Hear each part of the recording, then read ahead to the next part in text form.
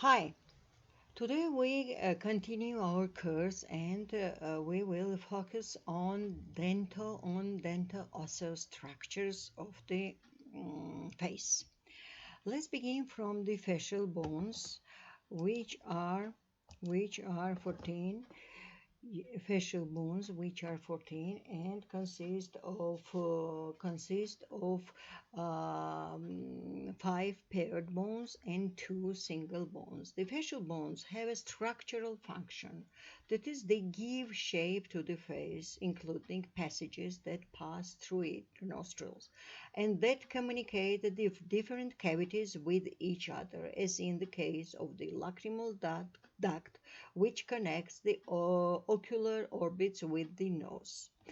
These bones are these bones are paired nasal bones. Here you can see paired nasal bones, paired maxillary upper jaw. You know, maxilla is upper jaw, paired bones, lacrimal bones, palatine bones, and single mandible and vomer bones. Here we today now we focus on the bones which form the oral cavity, and such bone, the largest bone, is maxilla, the upper jaw. Now let's describe maxilla. Maxilla, you can see maxilla and its alveolar processes, which are the thickened ridge of bone that contains the tooth sockets on bone that bear tooth on maxilla and mandible. As you know, maxilla is a paired bone.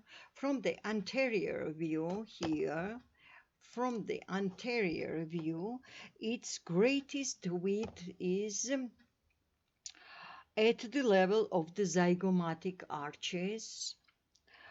From here, its upper margin runs medially and forms the inferior edge of the orbits, inferior edges of the orbits. Medially, the frontal processes of the maxilla projects up to the frontal bone and makes contact with the nasal bone. Then, caudally to the orbits lies the infraorbital foramen, here, infraorbital foramen, the opening through which the infraorbital nerve exists. The nerve branches of the maxillary nerve, and in the maxilla it runs in a canal caudal to the orbits. Finer branches of this nerve divide further and radiate into the teeth of the maxilla. The maxillary sinus, you can see here, this is medial view. The maxillary sinus lies in the maxillary body, opening toward the nasal cavity at the middle concha through the maxillary hiatus. In early childhood, the maxillary sinus is only about the size of a cherry. Over a person's lifetime, it gets wider and even forms deep offshoots between the roots of the teeth into the alveolar process. In the middle of the face, the maxilla surrounds the bony opening of the nose. Uh, um, um, In the alveolar process, the two halves of the maxilla meet in the middle of the face at the intermaxillary suture here. Directly below the bridge of the nose lies the anterior nasal spine. Anterior nasal spine here, you can see anterior nasal spine. A tip of bone that is usually distinctly palpable. The maxilla forms the roof of the palate, separating the nasal cavity from roof-like parts of the maxilla. The palatine bone is a separate bone that lies dorsal to the maxilla and merely forms a posterior part of the hard palate.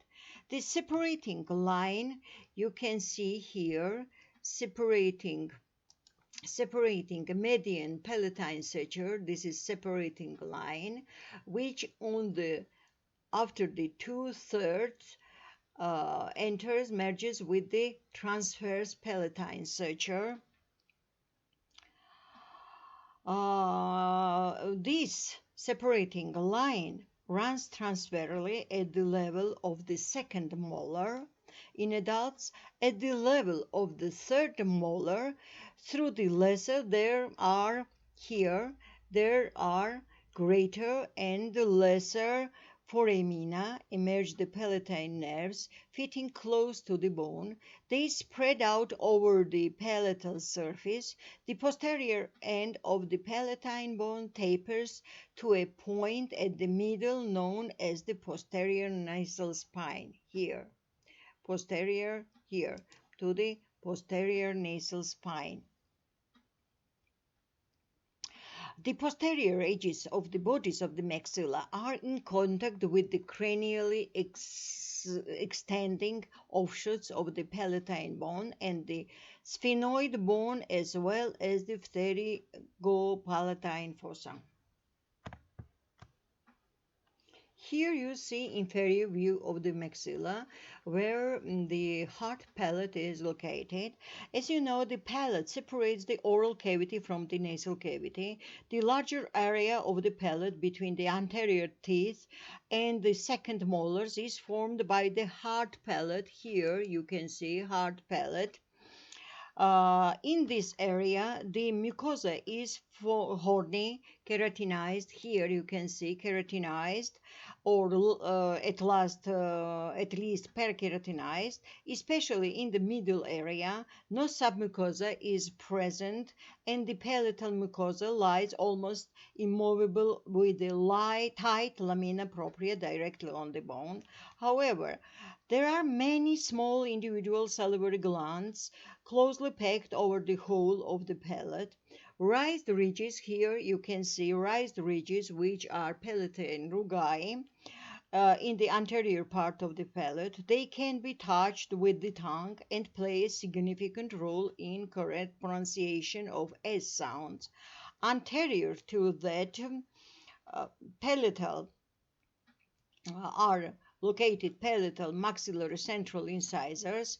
The incisive papilla lies in the middle. It covers the incisive foramen, the opening of the nasopalatine canal through which the nerves and the vessels run to the floor of the nose. The posterior margin of the hard palate, here, posterior margin of the hard palate, lies transversely between the third molars in adults and the smaller soft palate. Here you can see the line between hard and soft palate, and this soft palate extends as a strong sheet-like connective tissue framework of tendons. As a result of the muscles radiating into the soft palate, this framework is highly mobile and helps to tightly seal the posterior part of the oral cavity from the nose and the throat. This is extremely important with regard to speech. The uvula is located at the posterior end of the middle of the soft palate.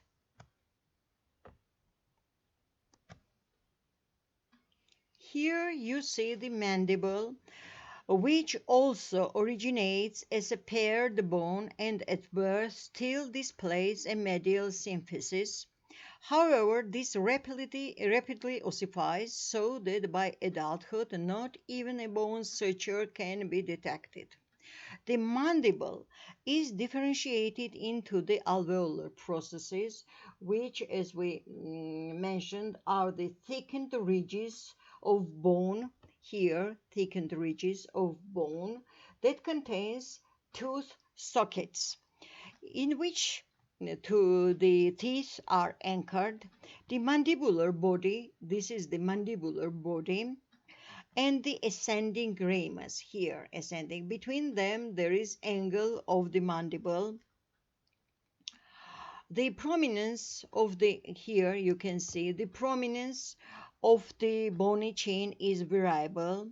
Here the chin musculature inserts from the facial onto the mental protuberance here. A small mental spine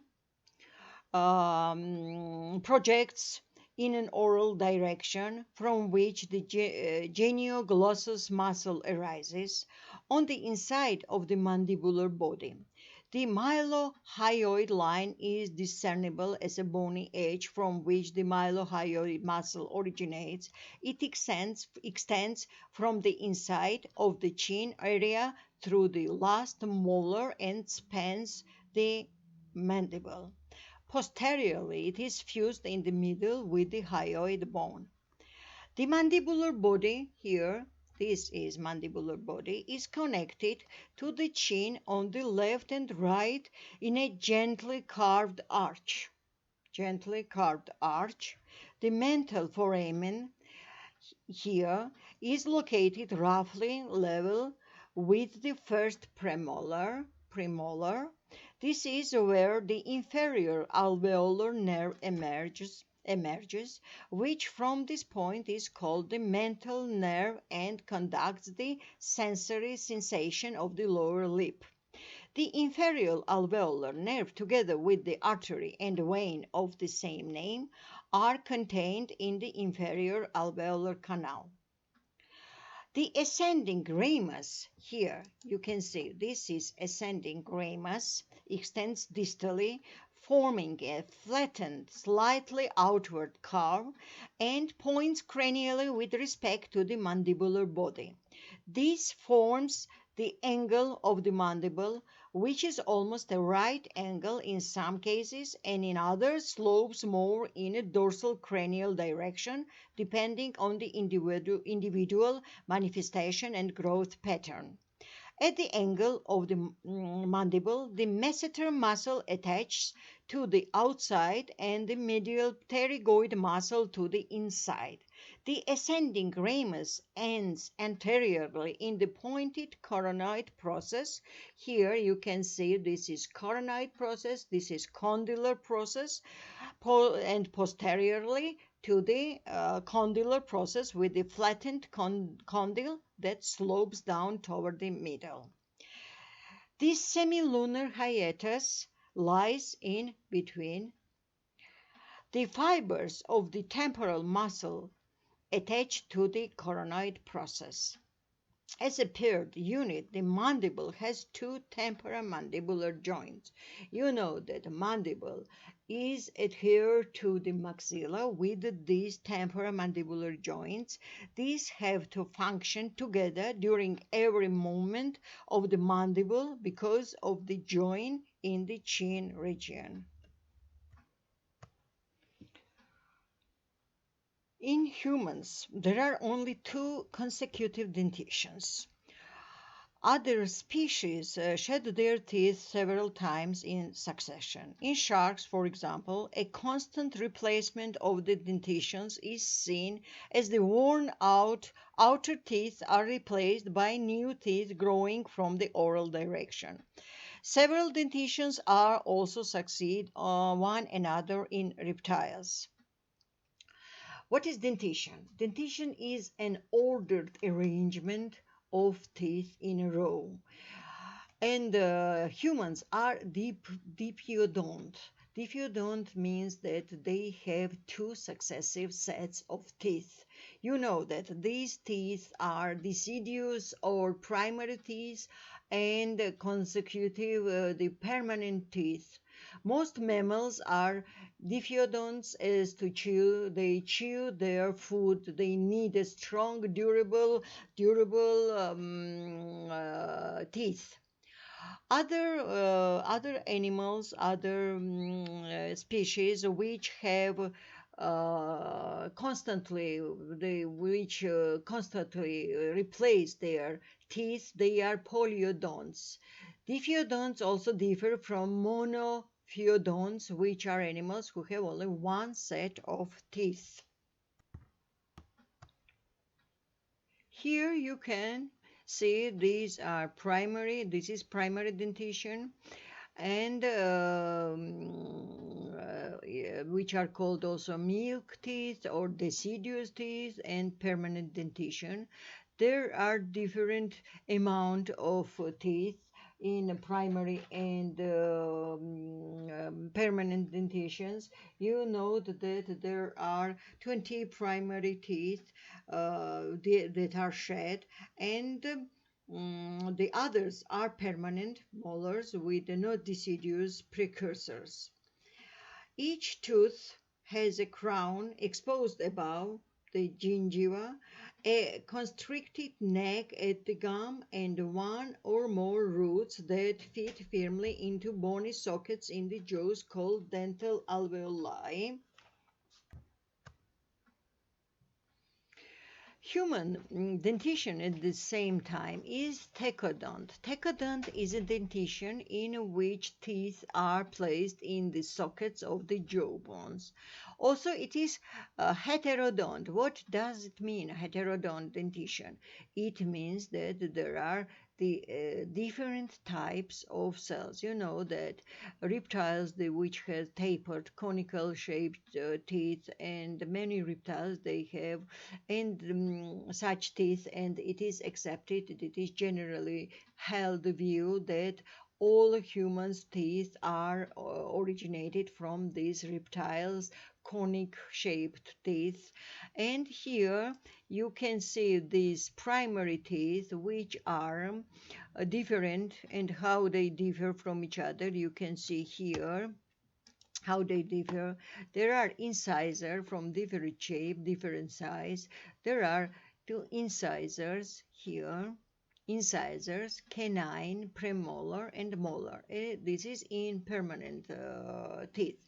Here you can see primary teeth which have two central incisors.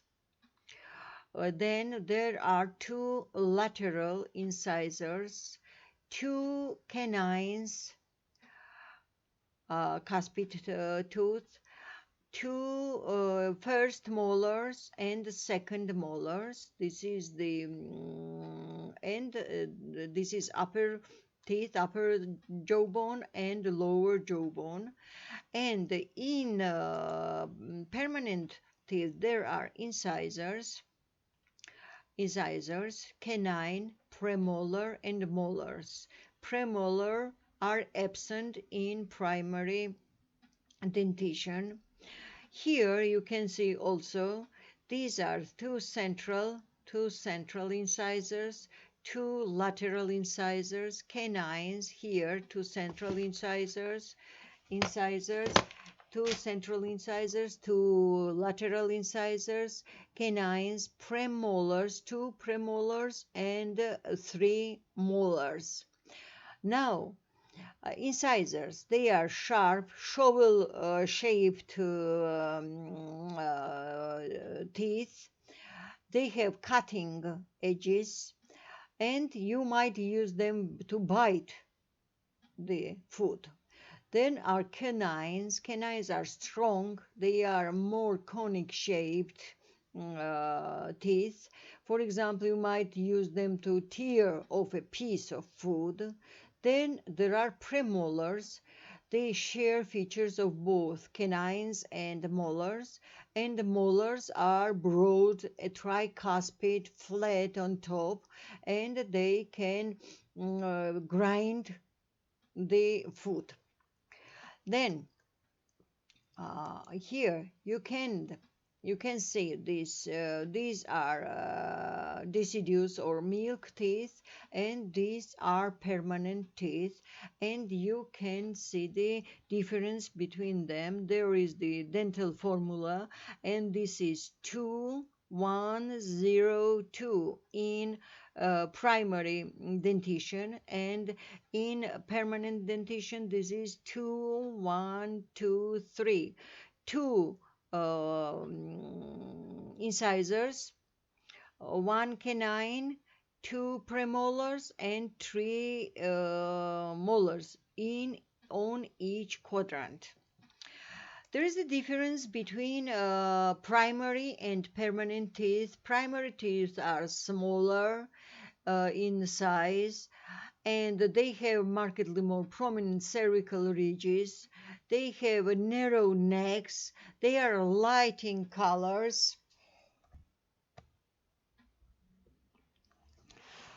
The crowns are less yellowish and more white bluish as a result of the optical properties of the enamel, which is thinner and less well mineralized. This is also why the enamel of primary teeth is worn away more quickly. The cervical enamel margin is raised to form a bulge and does not taper flatly as it does in the permanent teeth. The roots of the primary teeth are shorter, although the incisor and canine roots are longer relatively to the crown than in the permanent teeth. The roots of the molars follow a highly divergent course. All the pulp cavities are relatively voluminous. Here you can see the hyperdontium, which is you can see that all whole hard palate is engraved with different size and different shaped teeth. Hyperdontia, it is the condition of having supernumerary teeth. They appear in addition to the regular number of teeth, and it is pathologic condition. Now let's speak about notation. What is notation? This is the numeration of teeth in the four quadrants. They are divided, our jaw bones are divided into four quadrants. This is the mirror image. This is right side, this is a left side, and this is right first quadrant. This is second quadrant, left second quadrant. Then there is the third quadrant and fourth quadrant. Yes, there is, according to the federation, two-digit tooth numbering system is used in all examinations, and this system, the first digit refer refer refers to the quadrants, first quadrant and first tooth. This is first incisor, central incisor of right quadrant of maxilla. This is lateral incisor, this is canine, this is first premolar, this is second premolar, first molar, second molar, and second molar and third molar. This is a right lower jaw, and you can see this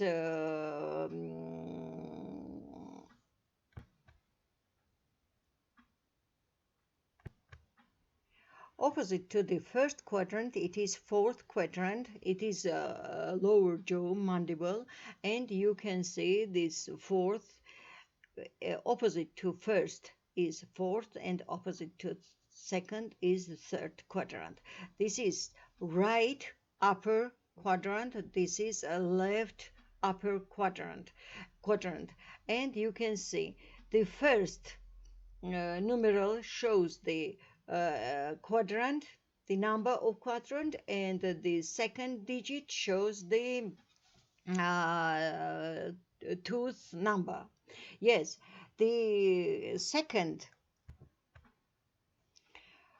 counting of the quadrants continues in the primary dentition from 5 to 8, starting with the maxillary right quadrant as quadrant number 5.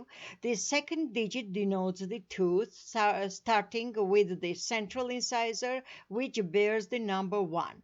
The third molar is number 8. This system clearly identifies each tooth and has become established partly because it is easy to record using a computer keyboard. However, this system is not applied worldwide. In the United States, a different method is used. In this method, counting starts with the maxillary right third molar, which is assigned number 1. From here, the numbering continues until the mandibular right third molar is reached as number 32. For the primary teeth, capital letters are used and counting starts in the maxillary right quadrant with the second molar, designated A, and continue to T for the second molar in the mandibular right quadrant. All the tooth notation here, all the tooth, this is universal notation system, and here is all the notation which employed Arabic numerals for the permanent teeth with a cross of the appropriate parts of the cross to identify the quadrant. Roman numerals were also used a similar way to the primary teeth. And this is called palmar tooth notation, and you can see such angle which describes the quadrant. This is upper right quadrant, upper left quadrant, lower quadrant, and lower right quadrant, and lower left quadrant.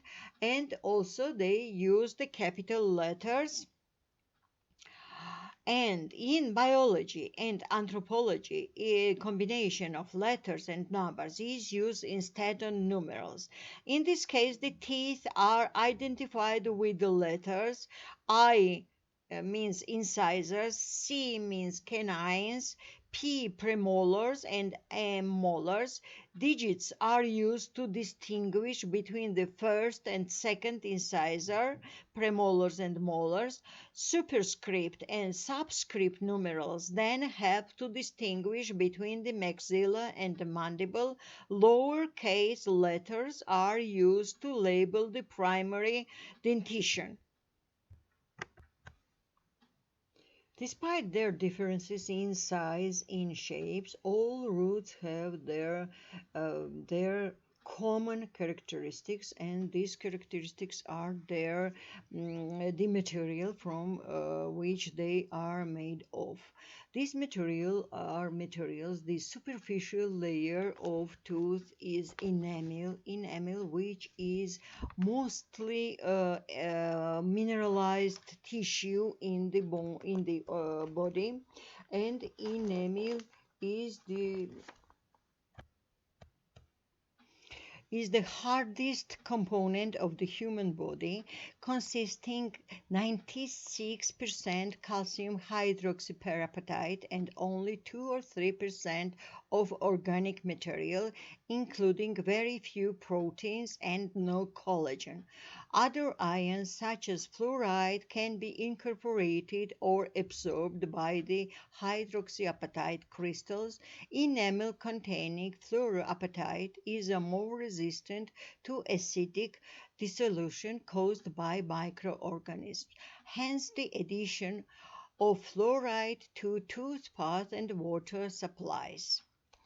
Now, under the enamel, there is other very hard and durable material which is called dentin, and the dentin also is calcified tissue, harder than bone, consisting of 70% hydroxyapatite.